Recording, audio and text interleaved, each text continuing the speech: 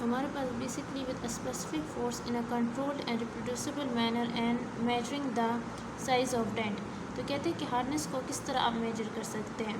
ठीक है, इसके लिए क्या मेथड है। तो कहते हैं आप एक डेंट बनाएं। तो डेंट हमारे पास क्या होता है, एक डिप्रेशन होता है या हॉलो सरफेस होती है सरफेस ऑफ द मटीरियल पर एक स्पेसिफाइड लोड के अंडर एक स्पेसिफाइड फोर्स देते हैं, स्पेसिफाइड फोर्स एक कंट्रोल मैनर में। तो उसमें हमारे पास एक रिप्रोड्यूसिबल और मेजरिंग और द साइज़, और उसमें हम क्या करते हैं फिर उस होल को। सो अस्सलाम वालेकुम। Today we the one of the important property of the dental materials is hardness. Hardness is very important that anything it should be resist. ठीक है ना, कि वो जो मेटल है या जो रिस्टोरेशन है कि वो रेजिस्ट करे, वो हार्ड होना चाहिए। ठीक है, हमें एक सॉफ्ट नहीं चाहिए, हमें हार्डनेस चाहिए होती है। ठीक है, तो हम आज हार्डनेस पढ़ेंगे। तो बिस्मिल्लाहिर्रहमानिर्रहीम। Hardness is the resistance of a material to indentation या पेनिट्रेशन। फॉर एग्जांपल, अगर मैं एक रिस्टोरेशन है, मैंने एक रिस्टोरेशन कर दी, मैं चेक करना चाहती हूँ कि ये मतलब ये रिस्टोरेशन इसकी हार्डनेस कितनी, इसकी स्ट्रेंथ कितनी है ना। तो मैं क्या लूँगी कि मैं एक एक्सप्लोरर ले सकती या प्रॉब ले सकती हूँ कि वो मैं उसमें वो कर लेती हूँ, इंसर्ट करने की कोशिश करूँगी। तो जितना वो रेसिस्ट करेगा इस इंसर्शन को, उतना ही वो हार्ड होगा। ठीक है, a material is consider hard if strongly resist the indentation by a hard material like diamond. वही बात है, इन्होंने यहाँ किसकी एग्जांपल दी है, डायमंड की है जो हमारे पास है। कि अगर आपने एक मटीरियल को क्या किया है, कंसिडर किया है हार्ड, तो वो किस तरह हार्ड किया है कि डायमंड जो खुद बहुत बड़ा हार्ड है, जब डायमंड को आप उस पर इंसर्ट करेंगे उस मटीरियल पर, तो वो रेजिस्टेंस शो करेगा। ठीक है, the value of hardness is often referred as the hardness number. अगर आपसे पूछा गया कि हार्डनेस नंबर क्या होता है, तो ये वैल्यू ऑफ हार्डनेस होती है simply.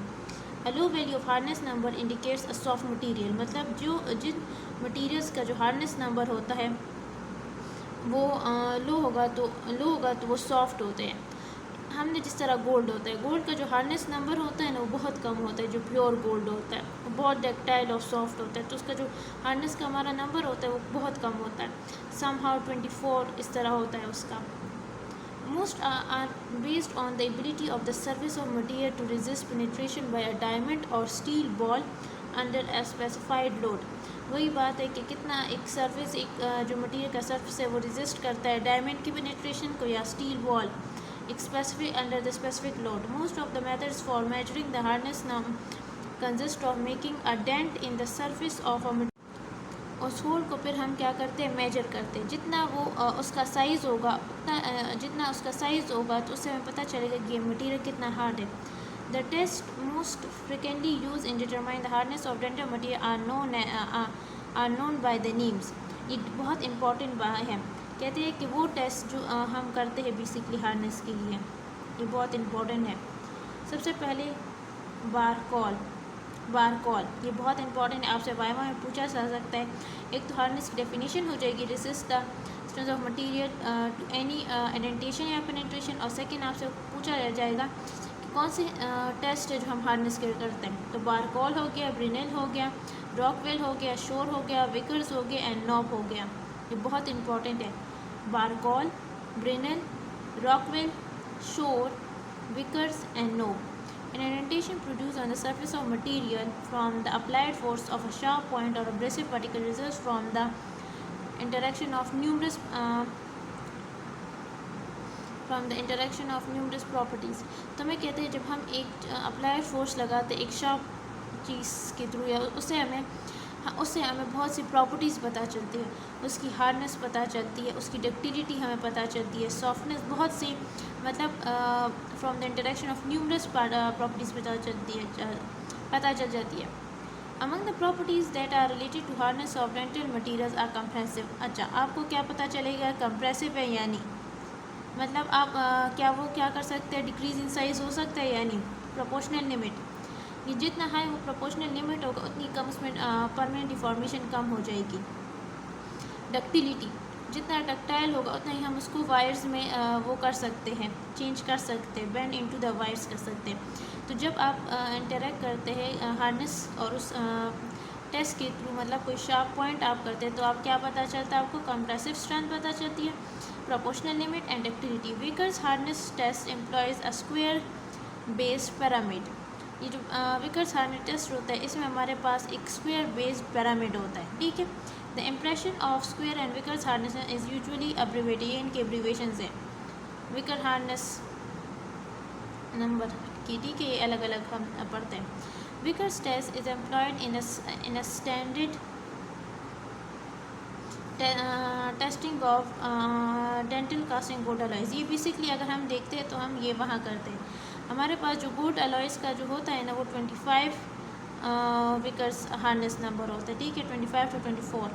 The test is suitable for determine the hardness of brittle materials. Basically हमारे पास ये नंबर होता है, ये हम उन मटीरियल्स के लिए यूज़ करते हैं जो हमारे पास जो micro hardness test in comparison with the Brinell and Rockwell micro hardness test. तो बेसिकली हमारे पास जो नॉब होते हैं और विकर्स होते हैं ये हमारे पास माइक्रो हार्डनेस टेस्ट होते हैं, और जो ब्रेनल और रॉकवेल होता है, ठीक है, ब्रेनल और जो रॉकवेल होता है वो माइक्रो हार्डनेस के लिए होते हैं। माइक्रो में क्या होता है कि हम स्मॉल एडेंटेशन करते हैं कम फोर्स के लिए। माइक्रो में क्या होता है कि हम लार्ज एडेंटेशंस बनाते हैं, होल्स बनाते हैं with large forces. Both Knoop and Vicker test employ load less than 9.8 and the resulting indentations are even small and limited to the depth of less than 19 micrometre. इन्होंने ये भी यहाँ कह दिया कि कम फोर्स लगाते हैं हम यहाँ और स्मॉल एडेंटेशन लगाते, इवन जो डेप्थ होती है वो लिमिटेड हो। Hence they are capable of measuring the hardness in a small regions of thin objects. मतलब हम स्मॉल रीजन पर इसको अप्लाई कर सकते हैं और थिन ऑब्जेक्ट्स पर। Rockwell and Brinell test give average hardness over large areas, ये हम लार्ज एरियाज के लिए करते हैं। Other less sophisticated measurement methods such as shore and broca test are sometimes employed for. Basically हम उनको किस लिए यूज़ करते हैं? एक शोर को हमने क्या कहा था, ये याद रखना है। शोर को हमने बेसिकली क्या कहा था, ये हमारे पास कौन सा के लिए हम यूज़ करते हैं? Basically rubber and soft plastics के लिए यूज़ कर सकते हैं, ठीक है। फिर हमारे पास नेक्स्ट हमने कहा कि शोर ब्राको और measuring the hardness of rubber plastic types of dental material. जो प्लास्टिक होता है जैसे पॉलीमर्स हमारे पास रबर, ठीक है। Measurement of hardness is made using a microscope. ये जो बेसिकली माइक्रोस्कोप हम यूज़ करते हैं बेसिकली।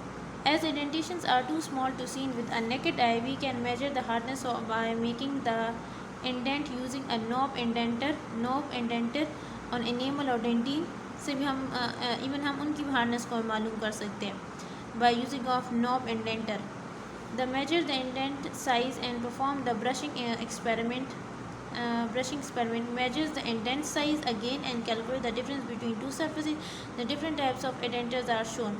हमारे पास ये ब्रेनल है। ब्रेनल हम किस लिए यूज़ करते थे? मेटल्स के लिए यूज़ करते हैं, हम डेंटिस्ट्री में यूज़ करते हैं। विकर्स हम किस लिए करते थे? गोल्ड कास्टिंग अलॉयज़ के लिए करते थे, ठीक है। फिर हमारे पास ये भी मार गया, फिर हमारे पास नोब भी मार गया, ठीक है। शोर हम प्लास्टिक्स और रबर के लिए करते थे।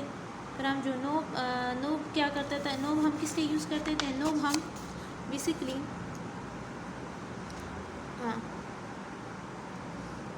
नोब को नोब भी हमारे लिए यूज़ होता था। ये सब हमारे पास क्या होता है कि ये सब यूज़ किए जाते हैं as a hardness number different materials पर। Hardness also gives an indication to resist scratching. हाँ, जितना हार्ड होगा उतना कम स्क्रैच होगा, वे रेजिस्टेंस उतनी ही कम होगी। Example acrylic materials are soft and can be scratch while कहते हैं एक्रिलिक हमारे पास सॉफ्ट होता है तो उसकी हम स्क्रैचिंग कर सकते हैं, जबकि कोबाल्ट क्रोम जो मेटल है वो hard and are unlikely to be scratch out, उनको आप स्क्रैच नहीं कर सकती, तो बहुत हार्ड होता है ना। तो हमने कौन से टेस्ट पढ़े? ब्रेनाल पढ़ा, विकर्स पढ़ा, नोब पढ़ा, शोर टेस्ट पढ़ा, बारकोल के बारे में पढ़ा, ठीक है। इन सब के बारे में हमने पढ़ा। और ये जो हार्डनेस होती है ना, ये बेसिकली किन किन चीज़ों को कौन सी प्रॉपर्टीज़ को इफेक्ट करती है? कंप्रेसिव स्ट्रेंथ में भी इंटरेक्शन इसका होता है, प्रोपोर्शनल लिमिट भी होती है, डक्टाइल भी होती है। इससे हमें ये चीज़ें पता लग जाती है, ठीक है। Thank you.